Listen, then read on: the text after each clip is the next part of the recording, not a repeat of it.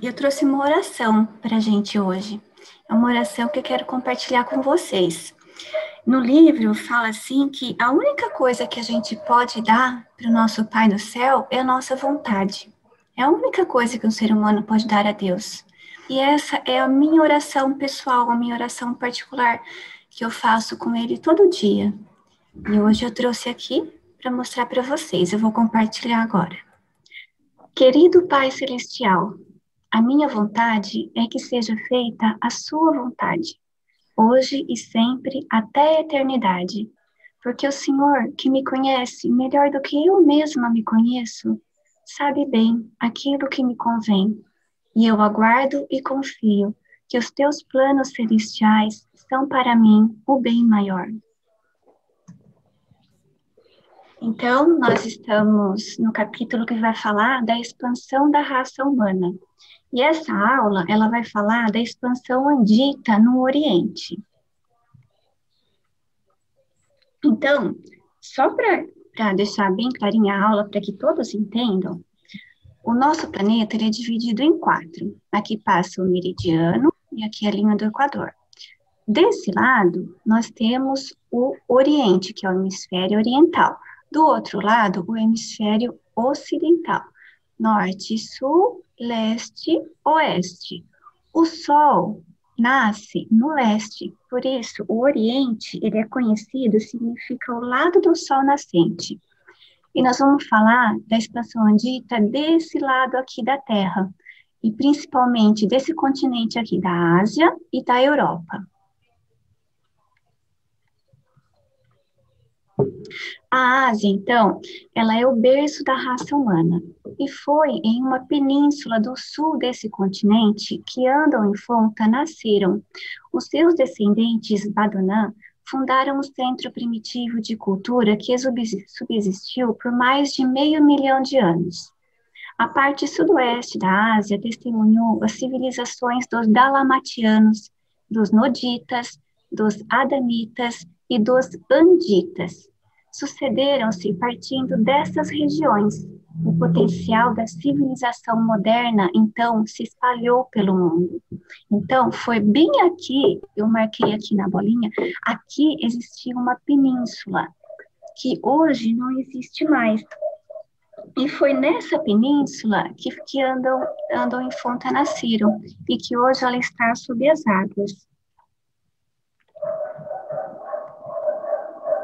Então, eu fiz uma colinha aqui para gente, porque nós vamos falar de muitas raças hoje. Então, os reveladores dizem assim, que em Urântia há remanescentes de 9 raças humanas miscigenadas e que culminaram no povo destes tempos recentes. Se alguém quiser tirar um print dessa tela, eu acho muito importante essas informações, porque pode até confundir esses nomes, anditas, andonitas, depois anditas, noditas, mais adamitas, só para deixar bem claro, se alguém quiser tirar um print para depois relembrar lá para frente. Então, essas 9 raças foram, as primeiras foram os andonitas, que são os descendentes de Andon e Fonta, depois segue as raças sanjiques, de cores, depois os noditas e os adamitas. E todas essas 9 raças, elas são diferentes uma da outra, e cada uma é especial por si só. E depois da miscigenação entre essas raças, aí foram surgindo outros povos. Não que seja outra raça, mas é que é a miscigenação dessas raças. Então, os anditas são os noditas mais os adamitas. Os andonitas são os descendentes de Andon e Fonta. Os dravidianos, que a gente vai falar bastante também, são os anditas mais os povos sanjiques, e a miscigenação desses povos. Os arianos, na verdade, o livro vai falar que é uma língua que eles falaram, não precisamente uma raça. É que hoje a gente chama de raça, né, os arianos. Mas é uma língua que é o dialeto dos povos andônicos, adansomitas e os noditas. Então, esta é a Eurásia. Normalmente, um continente ele é dividido por águas. Só que o que acontece aqui na Eurásia? Aqui a gente tem 2 continentes, a Europa e a Ásia. E a gente não tem água que divida esses continentes. Então, a junção desses dois continentes forma uma imensa massa de terra, que é chamado de Eurásia. Então, por mais de 25 mil anos, o centro da Eurásia era predominantemente andita. Embora isso estivesse diminuindo, a infiltração andita na Índia veio dos planaltos do Turquestão até o Punjab e dos pastos iranianos, passando através do Beluchistão. E essas primeiras migrações, os reveladores falam que não foram conquistas em nenhum sentido, mas foram antes a corrente contínua das tribos anditas indo para a Índia Ocidental e para a China. Os anditas do Turquestão. Durante quase 15 mil anos, os centros de cultura mista andita perduraram na bacia do rio Tarim, no Xinjiang, e para o sul, nas regiões dos planaltos do Tibete, onde amplamente os anditas e os andonitas miscigenaram-se. O Vale do Tarim era a leste, o posto fronteiriço da verdadeira cultura andita.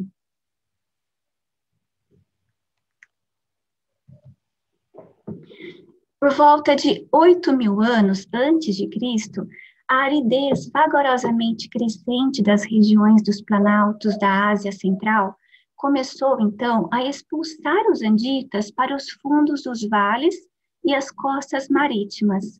Essa seca crescente não apenas os levou para os vales do Nilo, do Eufrates, dos rios Indo e Amarelo, como também provocou um novo desenvolvimento na civilização andita.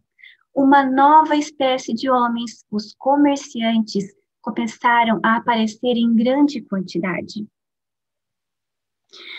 Então, por mais de os reveladores falam que aonde eles estavam antes, que era na região do Tarim, que eles viveram por mais de 15 mil anos, ali então começou a sofrer uma seca. Os reveladores falam que onde eles estavam, na terra que eles estavam, era uma terra fértil. Aqui, só para lembrar aqui. Aqui, onde eles estavam aqui, era uma terra fértil, de gramagens. Então, de repente, o vento começou a mudar. Então, aqui começou a ficar seco. E os ventos, então, voltaram para o sudoeste. E quando a gente olha no mapa aqui nessa região, aqui é deserto agora. Mas não era assim há 15 mil anos atrás. Então, eles foram forçados a sair daqui. Aqui. E quando as condições climáticas tornaram a caça desvantajosa para os anditas migrantes, eles não seguiram o curso evolucionário das raças mais antigas, tornando-se pastores. O comércio e a vida urbana surgiram do Egito através da Mesopotâmia e do Turquestão, até os rios da China e da Índia. As tribos mais altamente civilizadas começaram, então, a concentrar-se nas cidades consagradas à manufatura e ao comércio. Adônia, localizada perto da atual cidade de Ascaba, tornou-se, então, a metrópole comercial da Ásia Central. Quando a gente fala de Ásia Central, a gente está falando desses países aqui, ó, do Cazaquistão, Uzbequistão, Turcomenistão, Jaquiquistão e Quirguistão. Contudo, a seca sempre crescente, que é onde eles estavam, trouxe gradualmente um grande êxito andita das terras do sul e do leste do Mar Cáspio. A maré de migração, então, começou a mudar na direção norte para o sul, e os cavaleiros da Babilônia começaram a invadir a Mesopotâmia. E esse foi o movimento final dos chamados arianos, para o Levante e para a Índia. Esse movimento marcou o ápice daquela longa dispersão dos descendentes miscigenados de Adão, durante a qual todos os povos asiáticos e a maioria dos povos das ilhas do Pacífico foram, em uma certa medida, aperfeiçoados por essas raças superiores. Então, quando a gente fala de Levante, a gente está falando dessa área aqui, dessa região aqui. que abrange a Síria, Damasco, Jordão.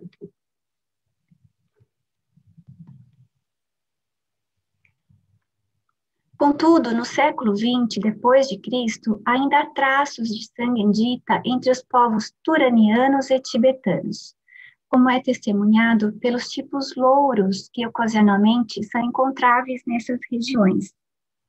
Quando a gente fala de turanianos, eles dizem que é um grupo de povos da Rússia meridional e do Turquestão de raça branca, mas com traços mongólicos.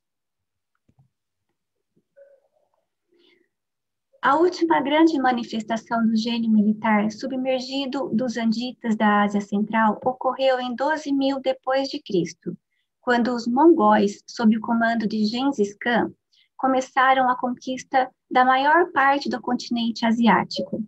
E como os anditas do passado, esses guerreiros proclamavam a existência de um só Deus no céu.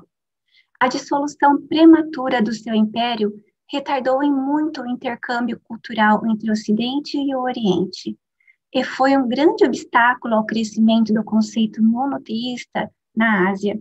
Eu até procurei mais informações sobre Gengis Khan, mas eu não encontrei muita coisa, na verdade, no livro, mas que ele foi um líder religioso monoteísta e proclamava a existência de um Deus só, e que o seu comando, na verdade, o seu império, ele retardou em muito o intercâmbio cultural entre os ocidentes, que foi muito prematuro. 1200 depois de Cristo.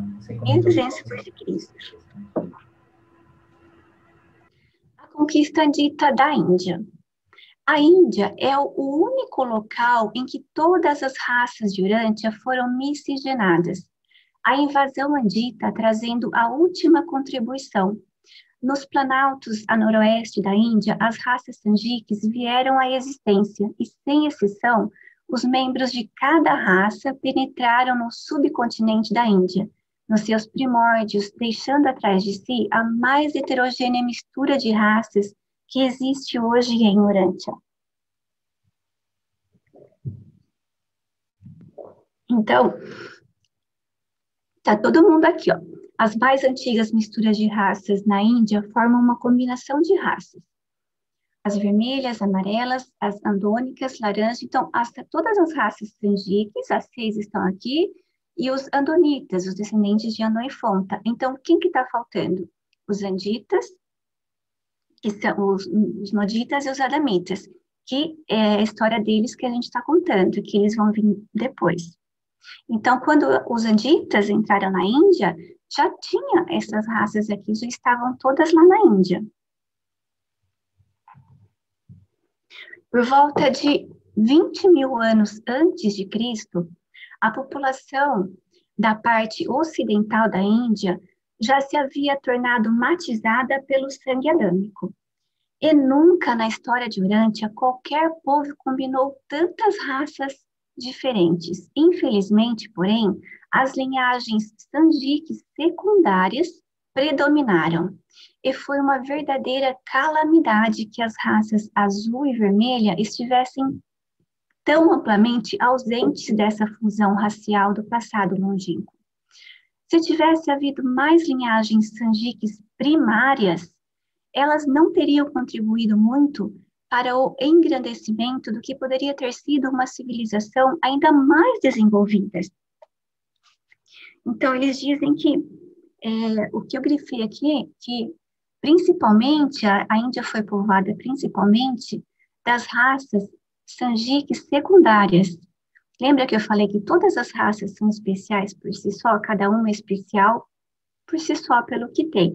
Só que quando são primárias, mas quando começa a se miscigenar, principalmente com os povos inferiores, então essas raças, elas vão se degradando.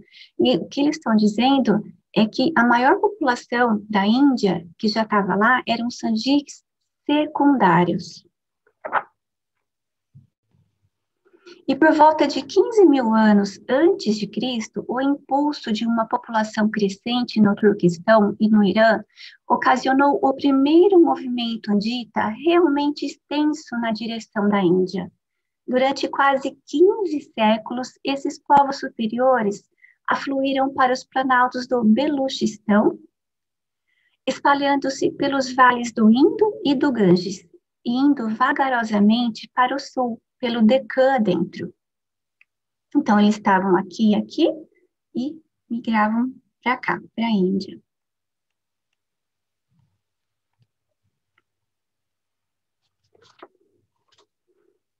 A Índia não teve êxito em conseguir a hegemonia da Eurásia, em boa medida por uma questão quase que de topografia. A pressão da população vinda do norte levou a maioria do povo para o sul, para o território decrescente do Deccan, cercado pelo mar de todos os lados. Se houvessem existido terras adjacentes para a imigração, as raças inferiores teriam sido expulsas para todas as direções, e as linhagens superiores teriam alcançado uma civilização mais elevada.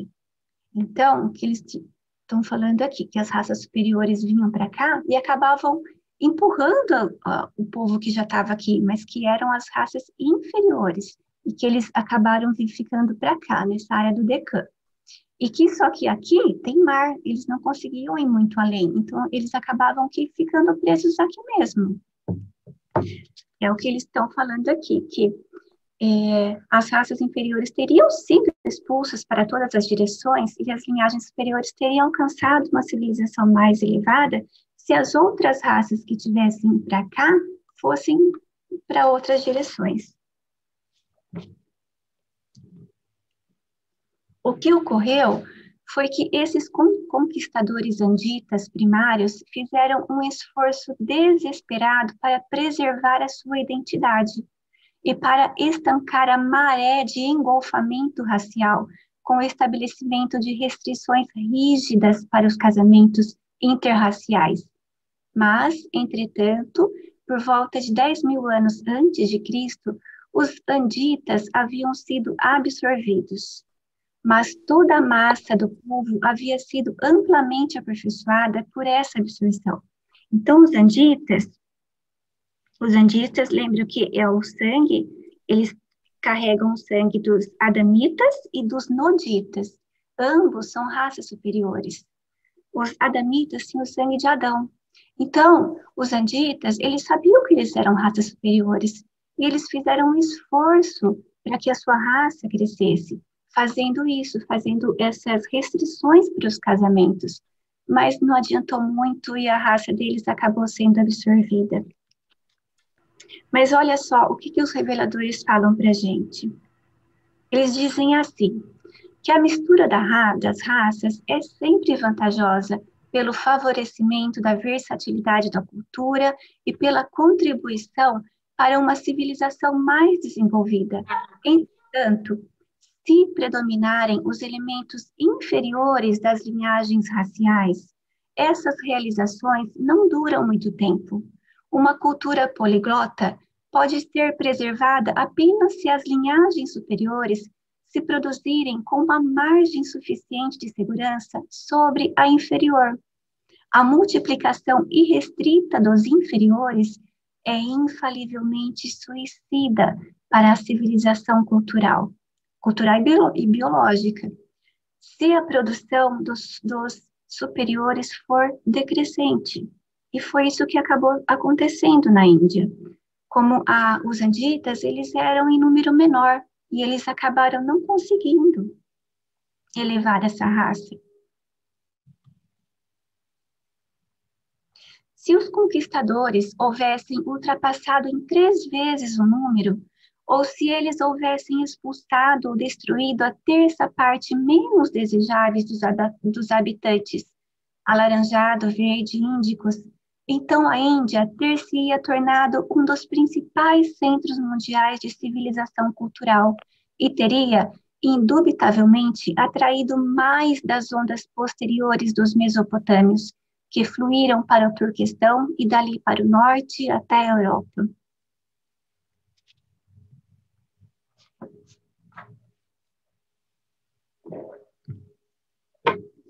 A Índia Dravidiana. A mesclagem dos conquistadores anditas da Índia com as raças nativas resultou, finalmente, naquele povo misturado que tem sido chamado de dravidiano. Lembrando, os dravidianos é uma miscigenação dos povos anditas com as raças sanjiques. Os dravidianos, mais primitivos e mais puros, possuíam uma capacidade grande para as conquistas culturais, a qual foi continuamente sendo enfraquecida à medida que a sua herança andita tornou-se cada vez mais atenuada. E foi isso que aconteceu. Essa civilização embrionária da Índia há quase 2.000 anos. Todavia, a infusão do sangue Adão, mesmo em pequena quantidade, produziu uma aceleração bem marcada no desenvolvimento social. Essa linhagem composta produziu imediatamente, então, a mais versátil civilização na Terra. A cultura e os ensinamentos religiosos superiores dos povos da Índia datam dos primeiros tempos do domínio dravidiano e são devidos, em parte, ao fato de tantos sacerdotes setistas haverem entrado na Índia, tanto na invasão inicial dos anditas, quanto na invasão posterior ariana. O fio do monoteísmo que atravessa a história religiosa da Índia vem, então, dos ensinamentos dos adamitas no segundo jardim. Então, esses sacerdotes, eles eram os descendentes desses sacerdotes setistas que vinham do segundo jardim. Então, esse fio do monoteísmo que eles falam vem desses sacerdotes setistas. Setistas, né, Rosângela? Só para esclarecer, Sete foi o primeiro filho de Adão e Eva no segundo jardim. E ele e a geração dele que se tornaram esses sacerdotes, porque eles se dedicaram à evolução espiritual, mas eles também ajudaram em outras questões também, de higiene, de saúde, né? Então, os setistas são relativos a Sete, filho de Adão e Eva. Uhum. Obrigada, Jorge. Capaz.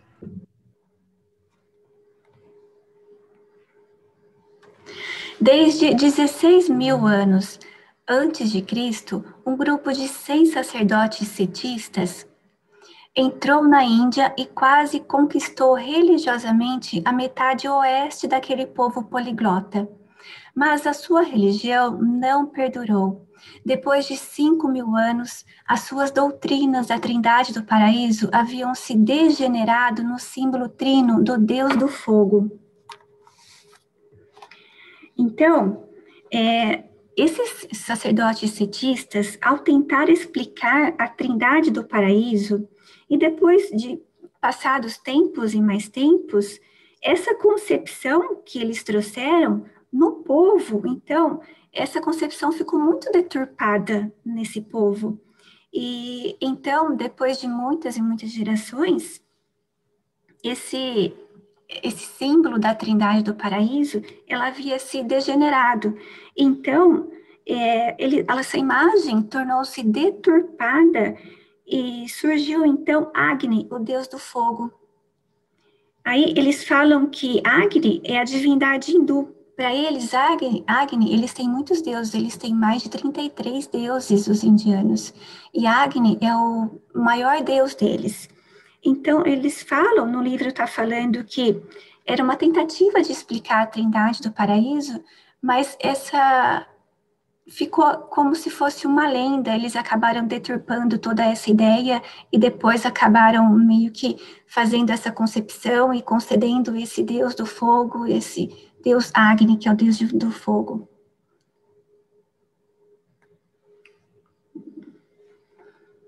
Todavia, durante mais de 7.000 anos, até o fim das migrações anditas, o status religioso dos habitantes da Índia esteve muito acima daquele do resto do mundo em geral. Durante esses tempos, a Índia prometera produzir a civilização cultural, religiosa, filosófica e comercial líder do mundo. E não fora pela completa absorção dos anditas pelos povos do sul, esse destino provavelmente ter-se-ia realizado.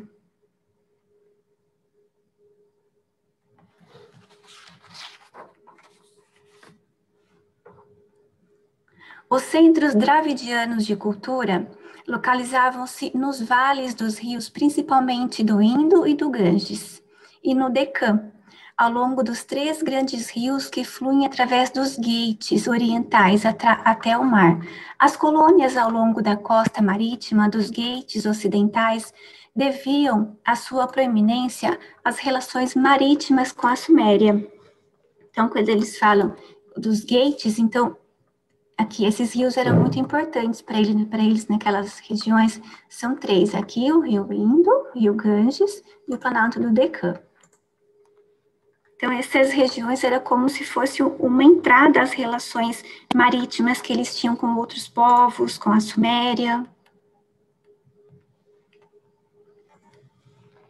Os dravidianos, eles estavam entre os primeiros povos a construírem cidades e entrarem extensivamente no negócio da exportação e importação, por terra e por mar. E por volta de 7.000 anos antes de Cristo, caravanas de camelos estavam fazendo viagens regulares à distante Mesopotâmia. E os navios dos dravidianos avançaram pela costa, atravessando o mar da Arábia até as cidades sumérias do Golfo Pérsico, e aventurando-se pelas águas da Baía de Bengala até as Índias Orientais. Um alfabeto, junto com a arte de escrever, foi importado à Suméria por esses povos navegantes e mercadores. Então, eles também aproveitavam para levar ensinamento, né? Levar o conhecimento. E a Mesopotâmia fica aqui nessa região aqui, ó, na região do Iraque. Então, todo esse trajeto, todo esse comércio que eles faziam, por onde eles passavam, esses comerciantes, essas caravanas, eles também, além de levar produtos, os produtos que eles importavam, exportavam por terra e por mar, eles também levavam conhecimento, traziam com eles o alfabeto, e isso eu achei bastante interessante nessa época. E essas relações comerciais, elas contribuíram grandemente para a maior diversificação de uma cultura cosmopolita, resultando no primeiro aparecimento de muitos refinamentos e mesmo dos luxos da vida urbana. Quando os arianos que vieram depois entraram na Índia, eles não reconheceram nos dravidianos os seus primos anditas, submergidos nas raças sanjiques, porque os anditas, eles eram muito poucos, né? Eles acabaram sendo engolfiados pelas raças sanjiques secundárias. E aí está falando que eles nem sequer reconheceram os seus primos submergidos nessas raças sanjiques, mas encontraram uma civilização bem avançada já, apesar das limitações biológicas deles, porque tinha muito pouco do sangue de Adão, né? Os dravidianos, eles fundaram uma civilização superior, que foi bem fundida em toda a Índia e sobreviveu no Deccan até os tempos modernos.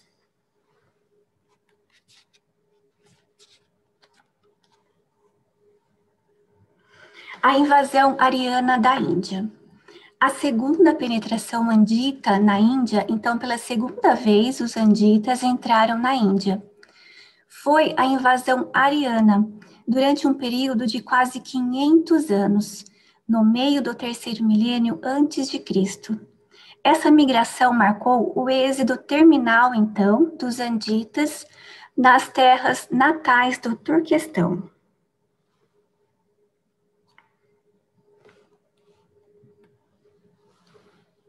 Os arianos, eles exerceram pouca influência racial sobre a Índia, exceto nas províncias do norte, no Deccan. Sempre quando fala no Deccan, é esse planalto aqui, ó. Aqui, tá bem aqui, quase que no centro da Índia. No Deccan, a sua influência, ela foi mais cultural e religiosa do que racial. Até o 1º século antes de Cristo, havia uma infiltração contínua de sangue ariano no Punjab. Então, eles estão falando aqui, e essa informação é bem recente, porque no Punjab, nessa região aqui, porque eles estão falando que até o 1º século antes de Cristo, então isso é relativamente recente, uma infiltração de sangue ariano aqui. Então, ariano, só para lembrar que é a língua mãe que eles falavam, dos andônicos, dos adansomitas e dos noditas. Então, aqui tinha raça de sangue superior até pouco tempo atrás.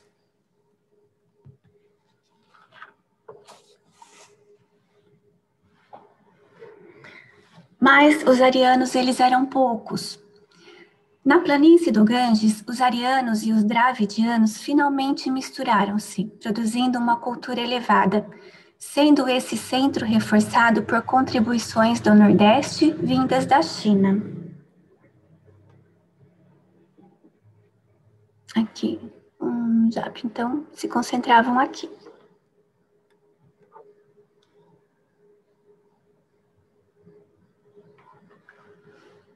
Na Índia, muitos tipos de organizações sociais floresceram de tempos em tempos, indo dos sistemas semidemocráticos dos arianos às formas despóticas e monárquicas de governo. Todavia, o aspecto mais característico dessa sociedade foi a persistência de grandes castas sociais, que foram instituídas pelos arianos em um esforço para perpetuar a identidade racial. E esse sistema elaborado de castas tem sido preservado até a época presente. Então, o livro ele foi escrito em 1934, por isso que ele fala que assim, esse sistema de castas ele tem sido preservado até a época presente, porque na época que o livro foi escrito, esse sistema de castas ele ainda era de muita valia ainda na Índia. Só que depois, em 1950, a Constituição da Índia, do governo da Índia, ela proibiu esse sistema de castas. Então, esse sistema de castas, por lei, não pode mais existir na Índia. E o livro fala também que esse sistema de castas, eles foram instituídas pelos arianos, num esforço dos arianos para perpetuar a identidade racial. Então, eu acho que com certeza eles não falam, no livro não fala exatamente como que foi esse sistema de castas que esses arianos prescreveram, que eles formularam, mas com certeza não é nada comparado com o sistema de castas que a Índia formulou tempos depois. E eles falam que na lei é proibido, não pode mais ter esse sistema de castas, mas ainda existe muito entre a população. E é muito forte ainda isso na Índia.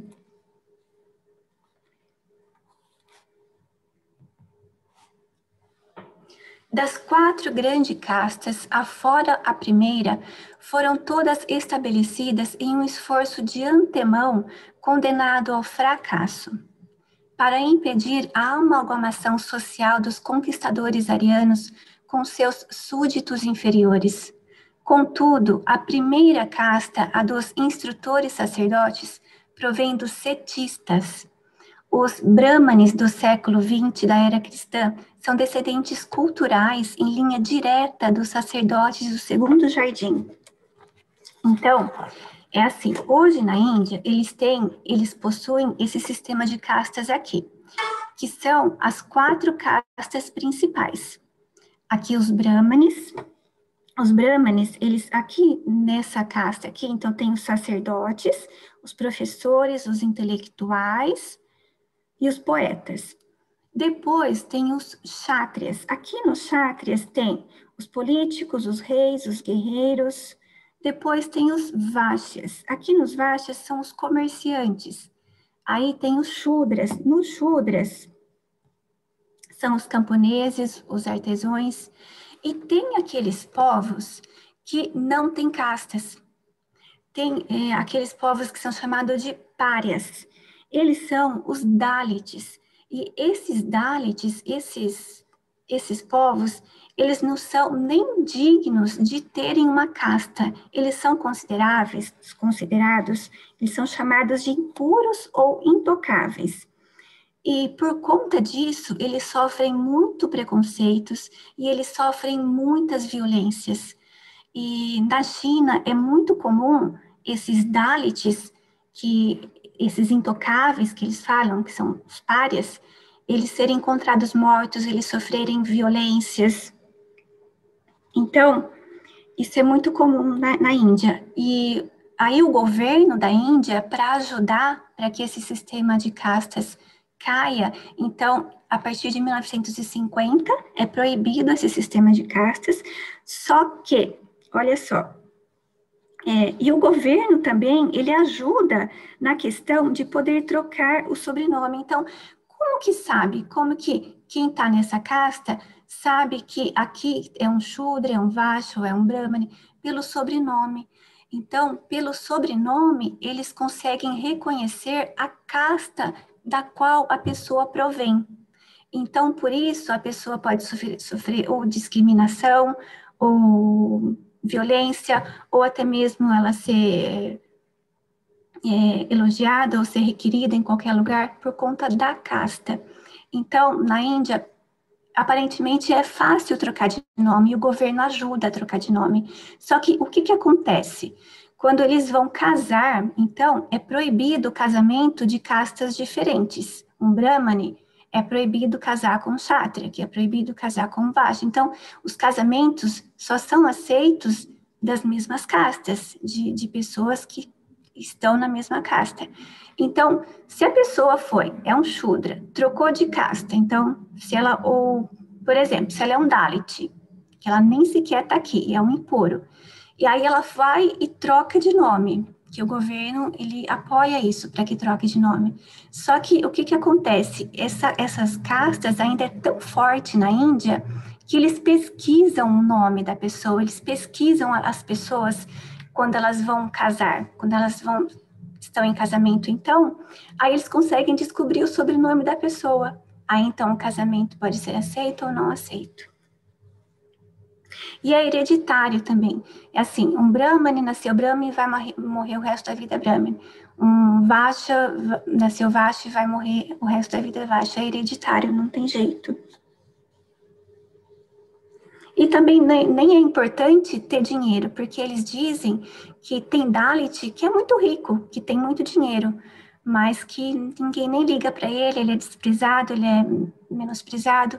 E também acontece ao contrário, tem Brahmane que não tem dinheiro, que é muito pobre, mas por ser um Brahmane, ele é honrado, ele possui honras. Então, vamos para frente.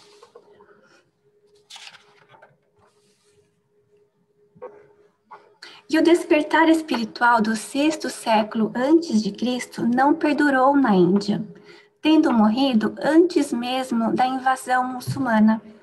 Algum dia, porém, um Gautama ainda maior pode surgir para liderar toda a Índia, na procura do Deus vivo. E então o mundo observará a fruição das potencialidades culturais de um povo versátil, que, por tanto tempo, permaneceu entorpecido sob o efeito de uma visão espiritual estagnada. Por que eles estão falando aqui que é no 6º século antes de Cristo? Porque é mais ou menos, aqui eles estão falando de Siddhartha Gautama, o Buda, que o nascimento dele foi mais ou menos 563 anos antes de Cristo. E no livro tem bastante informação sobre o budismo, que é uma das principais religiões da Índia. E lá no documento 131, eu tirei um pequeno comentário que eu achei interessante trazer para a aula, que diz o seguinte: o budismo, ele chegou perto de ser uma religião grande e bela, mas sem Deus, sem uma deidade pessoal e universal. Tinha algum tipo dos ensinamentos dos missionários de Melquisedeque, que estenderam esse trabalho até a Índia. E diz o seguinte também, os reveladores falam que assim, na combinação dos melhores elementos dos sistemas contemporâneos de ensinamentos éticos e religiosos, eles citam que houve 7 educadores humanos que se destacaram. E esses educadores humanos que se destacaram foram Siddhartha, Moisés, Zoroastro, Lao Tse, Buda, Filo e Paulo. Então, eles acham que, apesar de Buda não ter reconhecido Deus no cosmos, em tudo, eles ainda acham que Buda fez um grande trabalho enquanto estava vivo. E olha o que eles ainda falam. Algum dia, porém, um Gautama ainda maior pode surgir para liderar toda a Índia na procura do Deus vivo.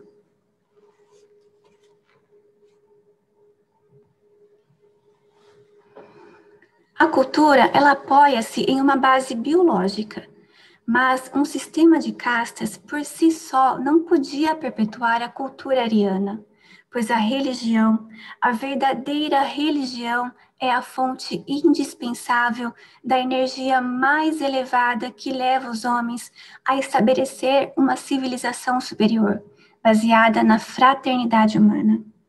E eu achei esse parágrafo aqui, sabe aqueles parágrafos assim que é o mais importante do documento? Eu achei esse parágrafo sensacional. Tudo que eles estão dizendo aqui. Então, agora vamos lá para a China. O homem vermelho e o homem amarelo.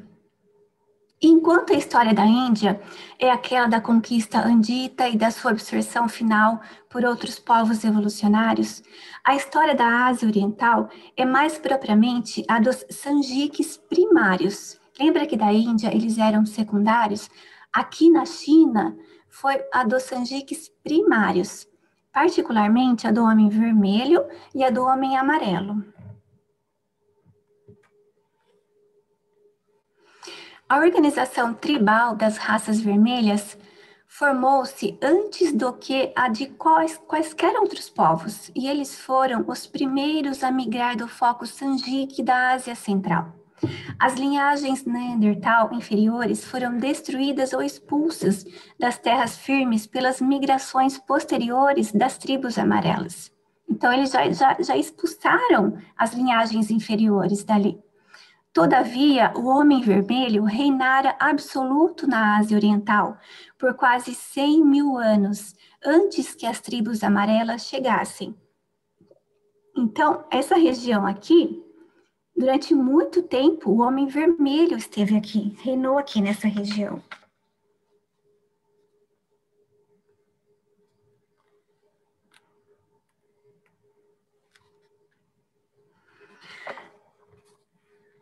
Há mais de 300 mil anos, o corpo principal da raça amarela, então, entrou na China, vindo do sul, numa migração costeira, e a cada milênio eles penetravam mais profundamente no interior do continente, e não fizeram contato com os seus irmãos que imigravam do Tibete até os tempos relativamente recentes. Só para lembrar que a raça amarela, elas foram as primeiras a abandonar a caça, a estabelecer uma comunidade estável, a desenvolver uma vida familiar baseada na agricultura. A pressão crescente da população levou a raça amarela, que se movia para o norte, a começar a invadir as terras de caça do homem vermelho que estavam lá. E essas intromissões, combinadas a antagonismos raciais naturais, culminaram em um aumento das hostilidades, e assim teve início a uma luta crucial pelas terras férteis da Ásia longínqua. A história dessa disputa milenar entre as raças vermelha e amarela é um épico da história de Urântia. Por mais de 200 mil anos, essas duas raças superiores travaram guerras amargas e contínuas. Nas lutas iniciais, os homens vermelhos eles foram mais bem-sucedidos, porque eles eram os mais fortes, eles eram os arqueiros, eles guerreavam até entre si próprios, eles tinham realmente no seu sangue, eles eram guerreiros, né? As suas expedições espalhavam a devastação nas colônias amarelas. Todavia, o homem amarelo era um bom aluno na arte da guerra e logo manifestou uma habilidade especial de conviver pacificamente com seus compatriotas. Os amarelos, eles eram mesmo mais pacifistas. Os chineses foram os primeiros a aprender que na união está a força. As tribos vermelhas continuaram com seus conflitos de destruição mútuas e os vermelhos, eles guerreavam até entre si próprios. E logo começaram a sofrer derrotas repetidas nas mãos agressivas dos implacáveis chineses, que aprenderam rapidinho a lição. que continuaram a sua marcha inexorável para o norte.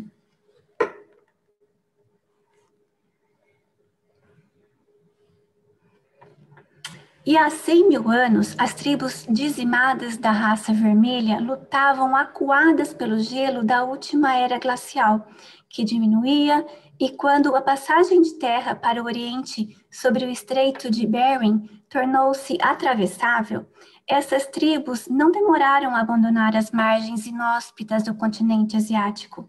85 mil anos passaram-se, então, desde que os últimos homens vermelhos puros partiram da Ásia, mas a longa luta deixou a sua marca genética sobre a raça vitoriosa. Eles falam marca genética porque eles acabaram se miscigenando também, né? Então, aqui é o Estreito de Bering. Então, enquanto essas terras, elas afundavam e apareciam, emergiam e submergiam. Enquanto elas estavam emergidas, esses povos vermelhos, eles atravessaram, vieram para cá. E depois aconteceu o quê? Elas afundaram de novo essas terras e eles acabaram ficando presos aqui. E aí, os índios norte-americanos, eles nunca tiveram contato real com a progênie andita de Adão e Eva, tendo sido expulsos das suas terras natais asiáticas cerca de 50 mil anos antes da chegada de Adão. Então, eles não receberam sangue andita. Eles partiram, atravessaram o Estreito de Bering antes que as raças andônicas pudessem chegar lá. E essas raças e os grupos culturais permaneceram quase completamente isolados do restante do mundo, desde a sua chegada às Américas até o primeiro milênio da era cristã, quando foram descobertos pelas raças brancas da Europa. Então, até aquela época, os esquimós eram o mais próximo da raça branca que as tribos de homens vermelhos do norte jamais haviam visto. E aí, então, eles foram descobertos por Cristóvão Colombo, que quando descobre a América, numa alternativa de achar um caminho alternativo para a Índia, em 1492. E até então, eles ficaram lá, sem poder voltar para trás. E essas civilizações foram produtos evolucionários dos Sanjiques, ainda que traços de sangue andita houvessem alcançado o Peru, excetuando os esquimós na América do Norte e uns poucos anditas polinésios na América do Sul. Os povos do hemisfério ocidental não tiveram nenhum contato com o resto do mundo até o fim do primeiro milênio depois de Cristo. No plano Melquisedeque original para o aperfeiçoamento das raças de Urântia, já havia sido estipulado que 1 milhão dos descendentes da pura linha de Adão deveriam elevar os homens vermelhos das Américas, mas eu acho que isso acabou que não dando tempo, né? Porque eles foram para lá e não conseguiam mais voltar para cá. E ninguém mais conseguiu atravessar, porque o Estreito de Bering, ele ficou sobre as águas, então ali ninguém mais conseguia atravessar. Então eles realmente ficaram presos lá.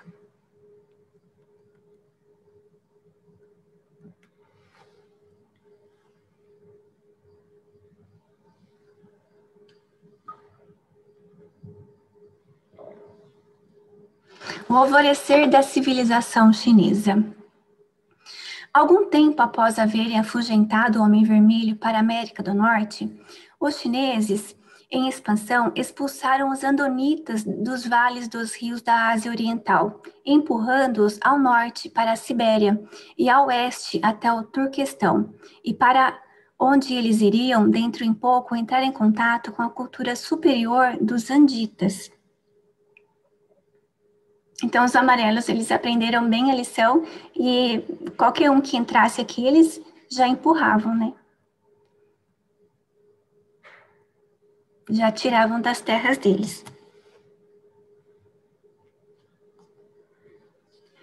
Aí, na Birmânia e na península da Indochina, as culturas da Índia e da China misturaram-se, fundiram-se para produzir as civilizações sucessivas daquelas regiões. A raça verde, já desaparecida, perdurou nessa região em uma proporção maior do que em qualquer outro lugar do mundo. Então, eles estão falando que aqui na Birmânia ou Mianmar e aqui na Indochina ainda tem uma grande proporção de raça verde, mas que já estava assim miscigenada, né? Não era pura.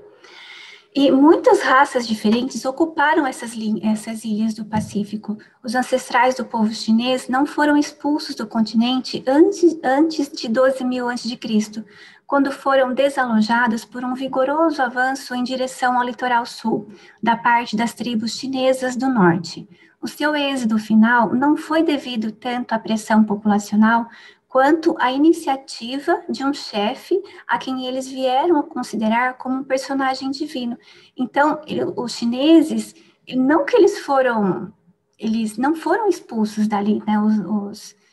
Os chineses não expulsaram o povo japonês, mas foi o que a gente está achando aqui que foi, o que o livro fala é que foi a iniciativa de um chefe deles, que eles consideravam como um personagem divino e obedeciam, então eles saíram dali.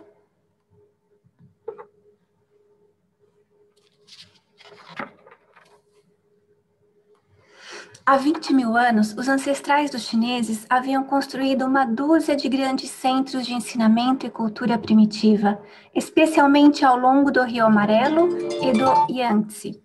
E esses centros começaram logo a se reforçarem, com a chegada de uma corrente firme de povos mistos superiores vindos do Xinjiang e do Tibete.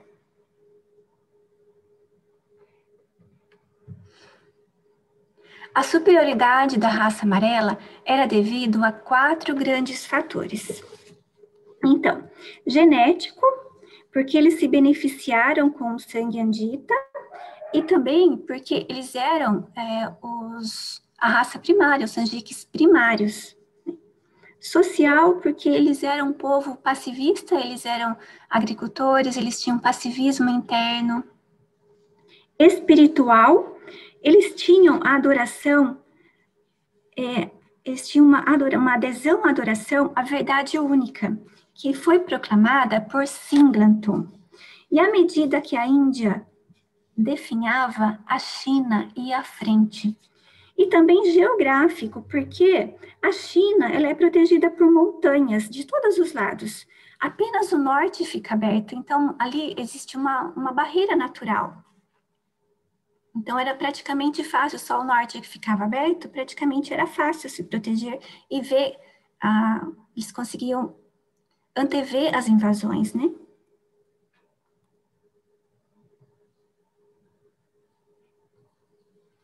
E não for a barreira das montanhas, que era essa barreira geográfica natural, e mais tarde o declínio da sua cultura espiritual, a raça amarela teria atraído para si, sem dúvida, a maior parte das migrações anditas que foram para o Turquestão e teria inquestionável e rapidamente dominado a civilização do mundo.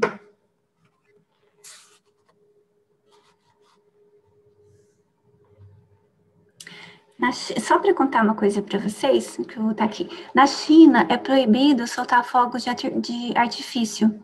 Então, no ano novo deles, que é bem diferente do nosso, porque eles seguem um calendário lunar, no terceiro dia do ano novo, eles soltam essas lanterninhas aqui, esses balõezinhos aqui.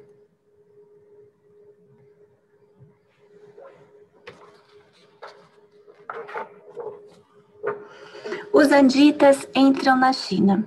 Há cerca de 15.000 anos, os anditas, em número considerável, atravessaram a garganta de Titao e espalharam-se pelo vale superior do Rio Amarelo, entre as colônias chinesas de Kansu, e, em breve, penetraram na direção leste do Hunan, onde estavam situadas as colônias de maior progresso, e essa infiltração do oeste era meio andonita e meio andita.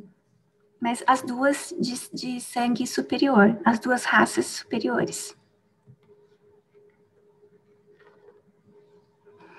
As ondas posteriores de anditas trouxeram com eles alguns dos avanços culturais da Mesopotâmia, e isso é especialmente verdadeiro a respeito das últimas ondas de migração vindas do Ocidente. Elas melhoraram em muito as práticas econômicas e educacionais dos chineses do Norte.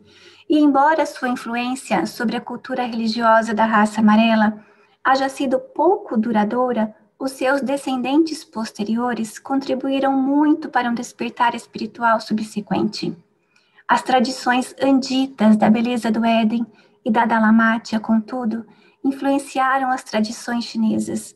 As lendas chinesas primitivas situam a terra dos deuses no Ocidente.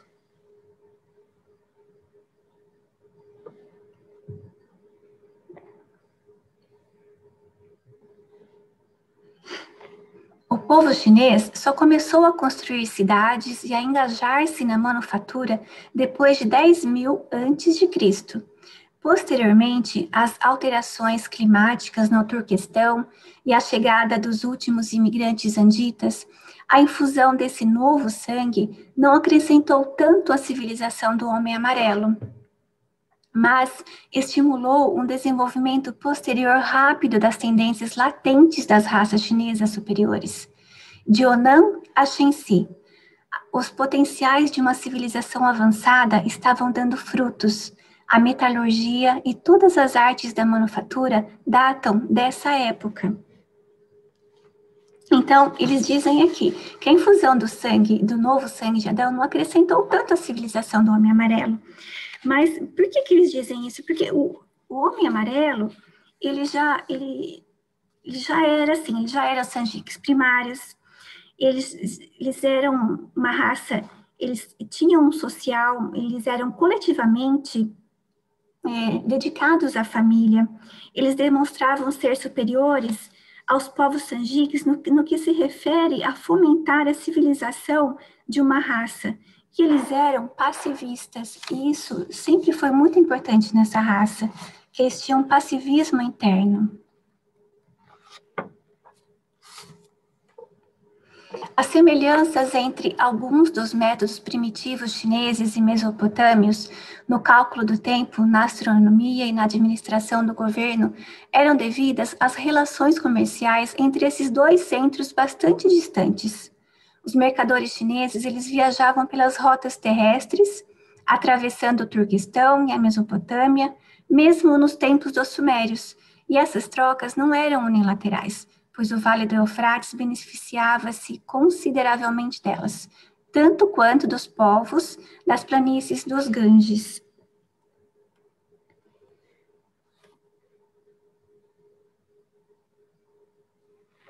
A civilização chinesa posterior. Com a realização da conquista completa da Ásia Oriental, o antigo Estado militar gradualmente desintegrou-se.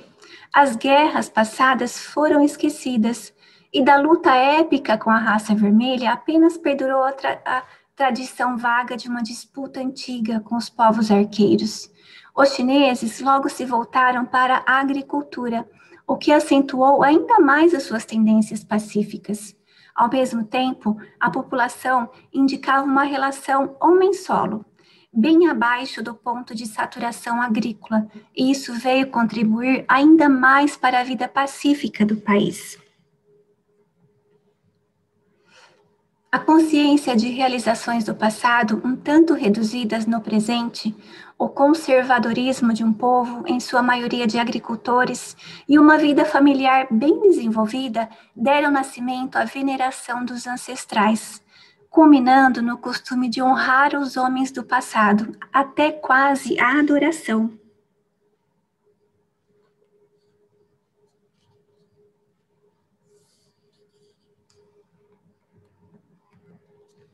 E aí, eles dizem assim, os reveladores falam que a crença e a adoração da verdade única, como ensinada por Singleton, nunca deixou de existir inteiramente, mas, com o passar do tempo, a busca de uma verdade nova e mais elevada foi obscurecida pela tendência crescente de venerar aquilo que já fora estabelecido, e lentamente o gênio da raça amarela desviou-se da busca do desconhecido e voltou-se para a preservação do conhecido.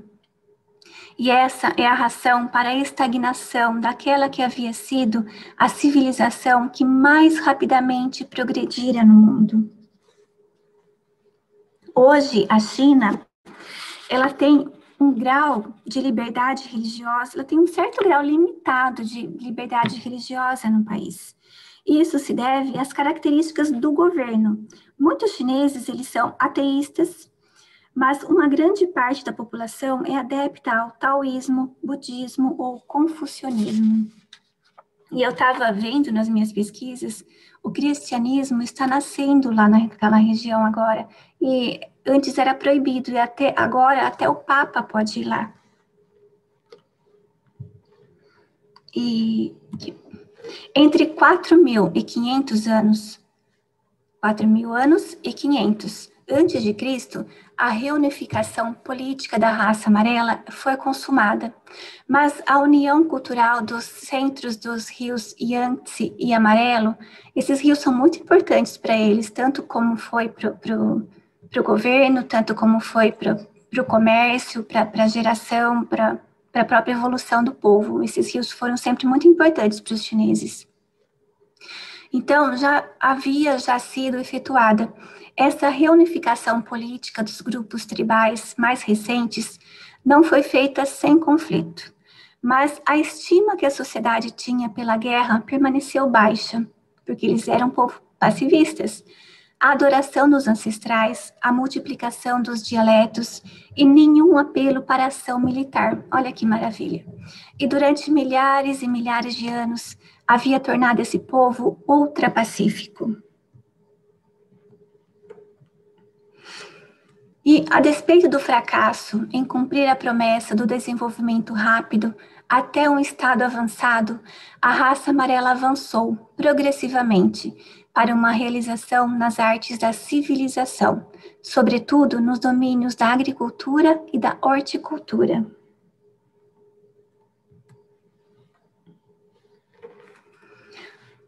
Os desenvolvimentos precoces na escrita, junto com o estabelecimento de escolas, logo contribuíram para a disseminação do conhecimento em uma escala nunca antes igualada.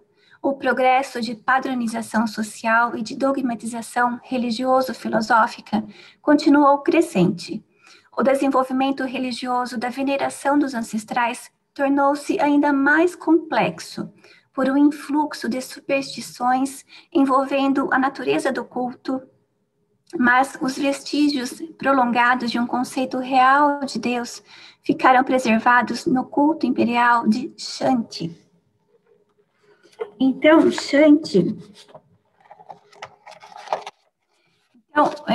essa raça amarela, lá no comecinho da raça amarela, quando eles estavam formando um povo, o líder religioso dele, o primeiro líder religioso que eles tiveram foi Singleton. E há 100 mil anos, quando Singleton proclamou a adoração da verdade única, o que aconteceu foi que os ensinamentos remanescentes de Singleton, que persistiram na concepção de Shanti, o Deus dos céus, e mais tarde essa concepção ainda se tornou o espírito do céu. Então, quando Singleton ele trouxe a revelação da adoração da verdade única, depois, algum tempo depois, isso ficou deturpado, e aí então, a partir daí eles persistiram e eles conceberam, eles tiveram essa concepção de Shanti, que é o Deus dos céus, que eles imaginavam que era aquela verdade única que Singleton proclamava. E mais tarde ainda, foi mudada para o Espírito do Céu, foi chamado de Espírito do Céu. E na religião tradicional chinesa, na mitologia chinesa, ela inclui o culto de divindades, espíritos, heróis nacionais, semideuses, dragões ancestrais, e eles têm até um culto dos mortos. A grande fraqueza da veneração dos ancestrais é que ela promove a filosofia do retrógrado. E por mais sábio que seja recolher a sabedoria do passado, é insano considerá-lo como uma fonte exclusiva de verdade. A verdade é relativa e está em expansão. Ela vive sempre no presente, alcançando uma nova expressão em cada geração de homens e mesmo em cada vida humana. Essa é uma daquelas frases também, né, Rosângela, que também tem que Sim, anotar, sim. né? Sim, maravilhoso. Isso que os reveladores falam é o tudo também. A grande força de uma veneração dos ancestrais é o valor que tal atitude dá à família. A estabilidade espantosa e a persistência da cultura chinesa são uma consequência da preponderância da posição dada à família, pois a civilização é diretamente dependente de um funcionamento eficiente da família. E na China, a família alcançou uma importância social e até mesmo um significado religioso que poucos povos atingiram. Na China, os idosos, eles são muito valorizados em função das experiências de vida que eles têm e da cultura que eles carregam. E por isso, cerca de 30% das famílias chinesas, elas possuem um dos avós morando junto com elas. Isso eu achei bem legal, é uma característica bem forte dessa raça. A devoção filial e a lealdade familiar exigidas no culto crescente dos ancestrais asseguraram a edificação de relações familiares superiores e de grupos familiares duradouros, o que facilitou a preservação da civilização por causa dos fatores que se seguem. A conservação da propriedade das riquezas, que uma família, um vai passando para outra e a riqueza e as propriedades vão acabando ficando na mesma família. Então, isso vai conservando a propriedade e as riquezas. A comunhão da experiência de mais de uma geração, porque eles têm isso de venerarem muito os idosos. Então, eles ouvem muito os conselhos e eles acabam venerando muito os idosos e acaba passando de uma geração para outra geração. A educação eficiente das crianças nas artes e nas ciências do passado, o desenvolvimento de um forte senso do dever, a elevação da moralidade e a ampliação da sensibilidade ética. O período formativo da civilização chinesa, iniciada com a vinda dos Anditas, continua até o grande despertar ético, moral e semi-religioso do sexto século a.C. O estabelecimento da agricultura, o desenvolvimento da arquitetura, a iniciação da indústria, e essa história apresenta, com uma precisão maior do que qualquer outra narrativa semelhante, um quadro da ascensão magnífica de um povo superior, desde os níveis da barbárie. Durante esse tempo, os chineses passaram de uma sociedade agrícola primitiva para uma organização social mais elevada, abrangendo as cidades, as manufaturas, a metalurgia, as trocas comerciais, o governo, a escrita, a matemática, a arte, a ciência e a imprensa. Eu achei muito contemporâneo todo esse parágrafo. Eles citam aqui até a imprensa, né? A civilização antiga da raça amarela perdurou, assim, através dos séculos. Já se passaram quase 40 mil anos desde que os primeiros avanços importantes foram feitos na cultura chinesa. E embora tenha havido muitos retrocessos, a civilização dos filhos de Han, eles falam assim, as civilizações dos filhos de Han, porque Han, nos tempos de Jesus, havia dois grandes impérios. O Império Romano, no Ocidente, e o Império Han, no Oriente. É por isso que eles falam o Império Han, que era o Império do Oriente. Então, dos filhos de Han, esta está mais próxima de apresentar um quadro contínuo de progresso até o século XX. Os desenvolvimentos mecânico-religioso das raças brancas têm sido de ordem elevada, mas nunca ultrapassaram os chineses na lealdade familiar, na ética grupal, nem na moralidade pessoal. Eles são realmente uma raça magnífica. E essa cultura antiga contribuiu muito para a felicidade humana. Milhões de seres humanos têm vivido e morrido abençoados pelas suas realizações. Durante séculos, essa grande civilização descansou sobre os louros do passado. Entretanto, está redespertando ainda agora para visualizar novamente as metas transcendentes da existência mortal, para retomar a luta incessante por um progresso sem fim.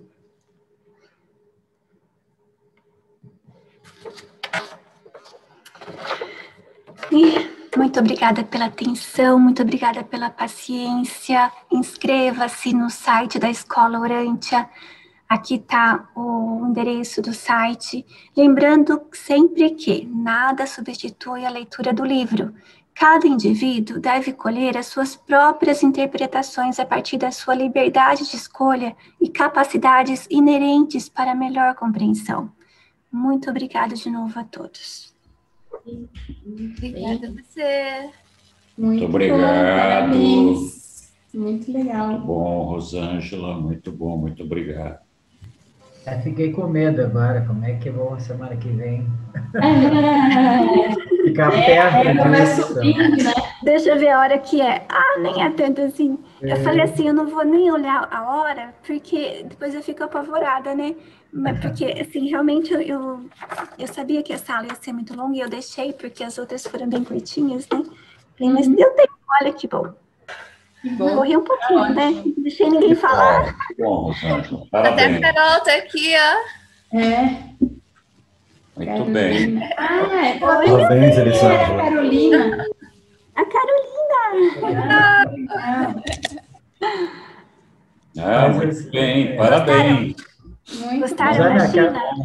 Aquela questão ali no final que você colocou, eu vejo que hoje continua se realizando, porque os nossos jovens estão indo para a China, né? Para estudar. Verdade. Aqui da minha região tem muitos, né, filhos de amigos que estão lá, estão ficando namorando, ficando noivos, né? E essa mistura, ela continua.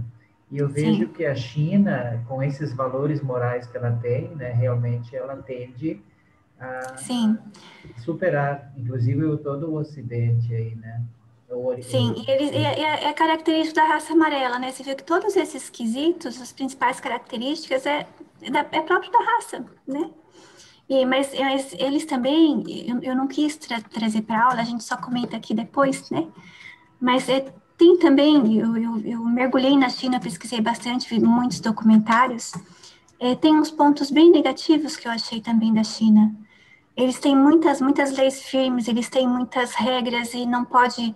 É o país que mais executa no mundo.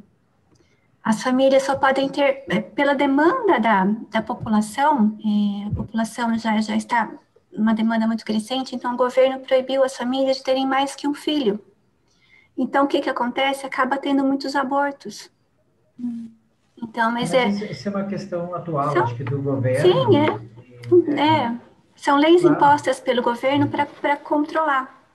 Como a família é importante, provavelmente uma grande quantidade de filhos era importante há um tempo atrás. Só que a limitação geográfica, de alimentação, tudo isso, o governo assumiu essa responsabilidade talvez de barrar isso, de segurar, e aí criou essas leis bastante pesadas, mas faz parte do processo. Somos quase 8 bilhões, e 1 bilhão e 400 milhões estão lá, né? Eu lembrei bastante da aula do Mantovani sobre a civilização num país vizinho. Eles aumentaram, agora as famílias já podem ter 2 filhos. Sim, agora já pode ter mais. Pode ter 2. Mas eles ainda têm muitas limitações sociais. Quem mora na zona rural, por exemplo, não pode morar na cidade, não pode ir para a zona rural. Eles são segregados por grupos e não podem se misturar, não podem participar do mesmo tipo de sociedade. Não basta ter dinheiro para ter um carro, tem que ter alguns pré-requisitos. E assim vai, tem uma série de coisas. Sim, tem. Mas eu acho importante, né? Enfim, eles são o regime lá é o comunista, né? Então é o Estado quem define tudo, né? Nós Sim. temos um casal de amigos, ele é professor lá na Universidade Federal da China, né? Só que ele mora atualmente nos Estados Unidos. Ele fugiu de lá, ele tinha uma filha e eles queriam ter um filho. E quando ele teve esse filho, ele fugiu da China, né? E foi morar no Canadá, ficou lá não sei quantos mil anos, sei lá, 10 anos, e depois se mudou para os Estados Unidos. Hoje ele mora nos Estados Unidos, mas ele é permitido, né, para ele, 3 meses por ano ele pode ficar na China, que é o período que ele dá aula na Universidade Federal. E ele que conta essas coisas para a gente, assim, é bastante segregado mesmo. Então, se você teve a sorte de nascer na cidade, parabéns. Você vai ter educação, você vai conquistar muitas coisas. Se você nasceu em algumas cidadezinhas camponesas, rurais, você vai morrer lá. Então, é bem difícil. Mas por quê? Não tem escola nas fazendas, nas imediações do povo lá da área rural? Sim, mas é bastante parecido com o que acontece com as castas na China, que foram abolidas Na Índia. no papel, na Índia. No papel, porque na vida real ainda existe. Então, existem as escolas rurais, né, amor? Mas esse pessoal não... eu não sei agora... com essa expansão, né, que, na verdade, eles estão meio que saindo do comunismo para indo para um capitalismo de Estado. Então, eu não sei como é que vai ficar isso. Mas as pessoas que nasciam na área rural permaneceriam na área rural. É uma agricultura de subsistência, não é, amor? É uma agricultura de subsistência e familiar. A família produz produtos agrícolas para poder comer, não é para comercializar, não é para vender. É uma economia de subsistência. Sim, e ao contrário da Índia, que não tem muito controle nenhum sobre a população, a Índia tem um super controle da população.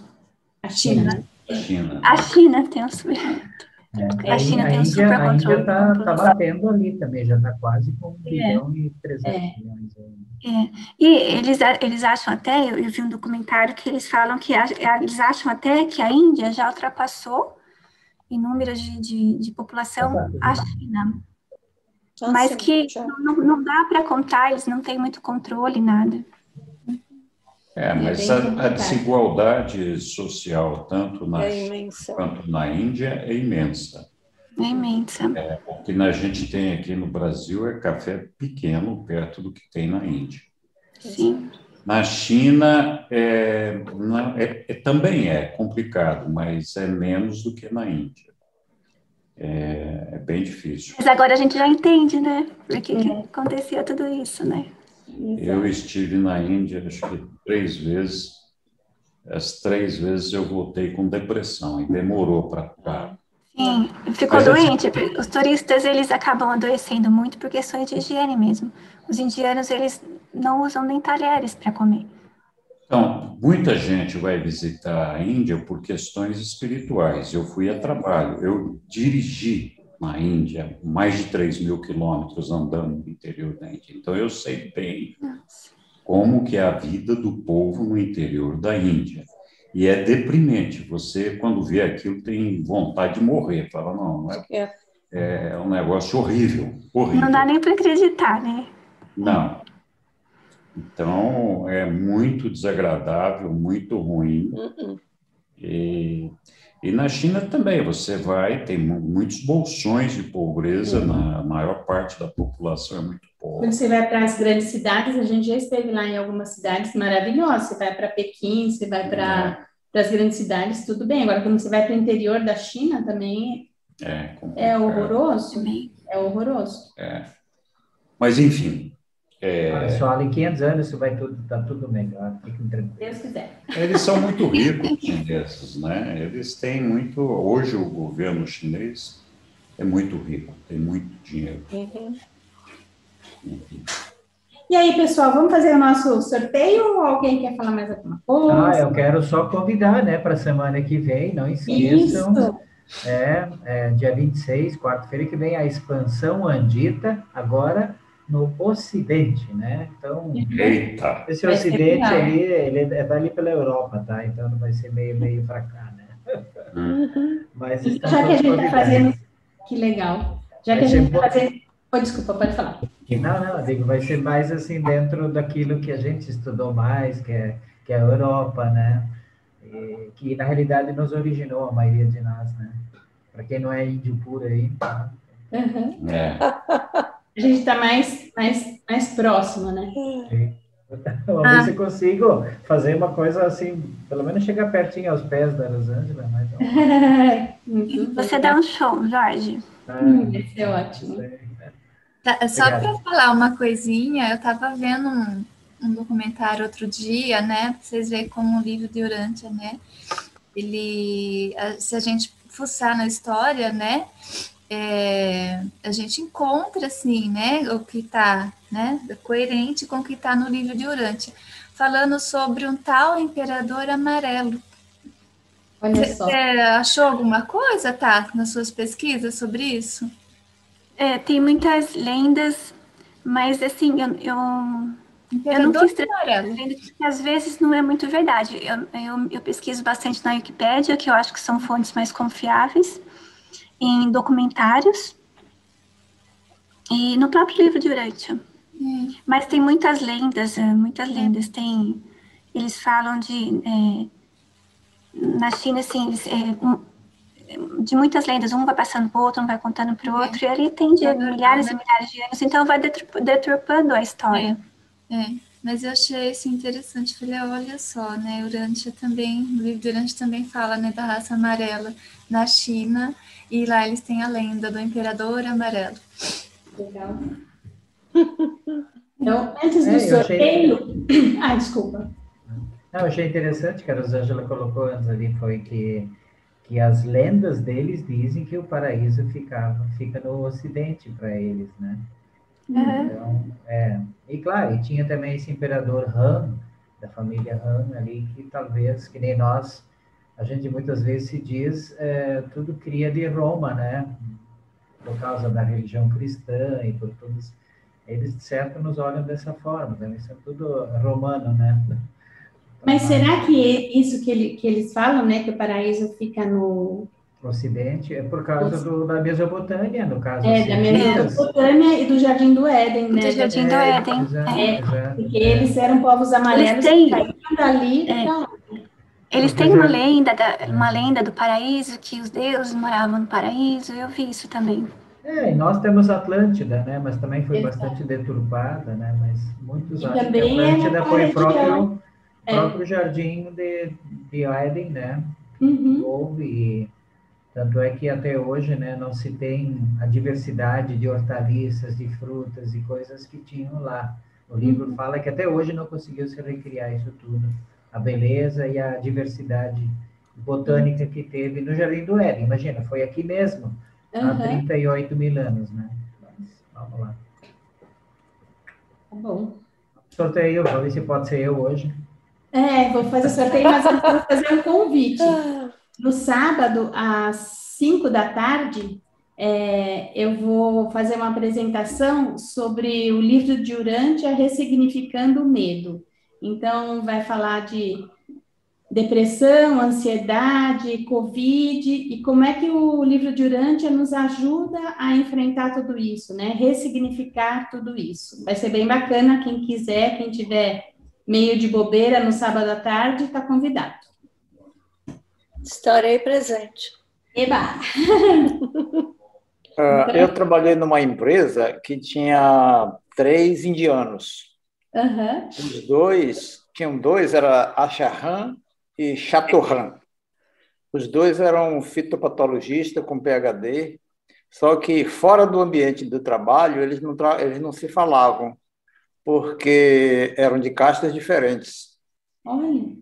E tinha um terceiro que trabalhava no setor de economia, que ele era economista. Esse era interessante. Esse eu tinha mais aproximação com ele, porque a gente trabalhava no mesmo setor. Ele era economista, também com PhD, e já trabalhava há 2 anos com a gente lá na CEPLAC, e ele teve que viajar, ele programou assim rapidinho para viajar para a Índia, porque ele teria que registrar uma filha dele que tinha nascido. Ué, aí Deus tinha, a filha dele nasceu na Índia e tal. Isso já tinha ele com 2 anos aqui, a filha tinha nascido lá, ele tinha que ir para registrar a menina. Aí, registrar a menina não, registrar o filho, não sei se era filho ou filha. Aí a gente, depois que ele voltou, a gente perguntou a ele, ué, era Gorântula Doraiswamy, nome estranho danado, né? Aí perguntamos para ele, mas você voltou, foi para a Índia registrar o filho?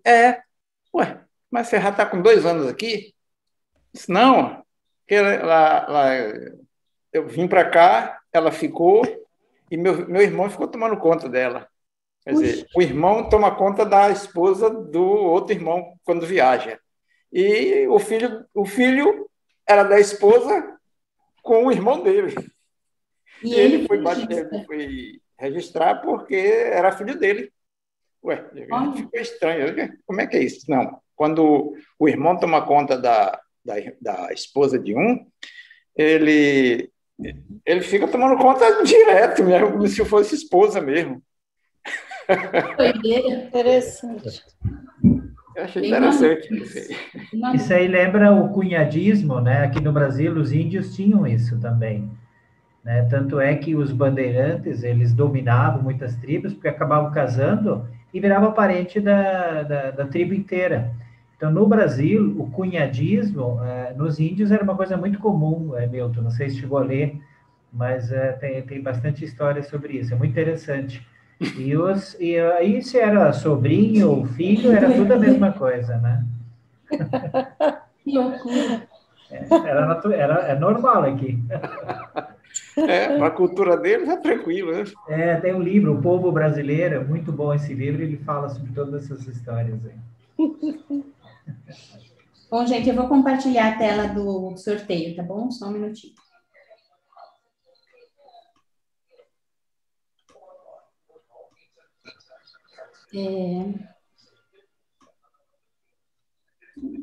Então, aqui o nome de todo mundo que estava: Mantovânia, Ângela, Rosângela, Fábio, Jorge, Lilian, Luciano, Marisa, Milton, Santos, Rosana, Silvana, Bernadette, Mário, a Carolina e o Adriano.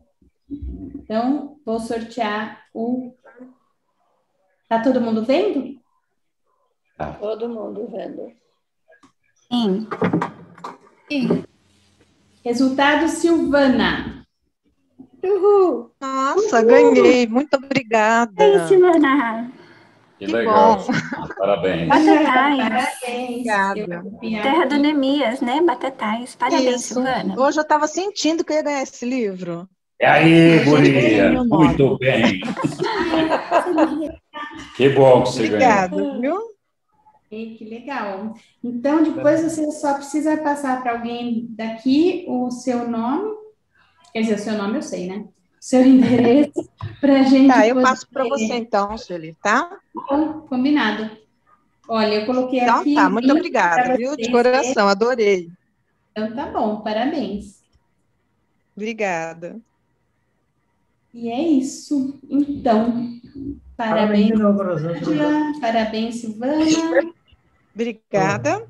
Todos convidados para a semana que vem. Todos convidados para a semana que vem para a aula. Estaremos aqui de novo, Jorge. Então tá bom. Rosângela, obrigado Muito por obrigada, trabalhar, por ter Eu que feito agradeço. trabalho, ter se dedicado. É uma delícia. Muito obrigada. Excelente. Obrigada. Obrigada. Tchau. Pai Tchau, abençoe. Até sábado. Tchau. Até sábado. Tchau. Tchau, tchau. Tchau, pessoal. Tchau. Tchau.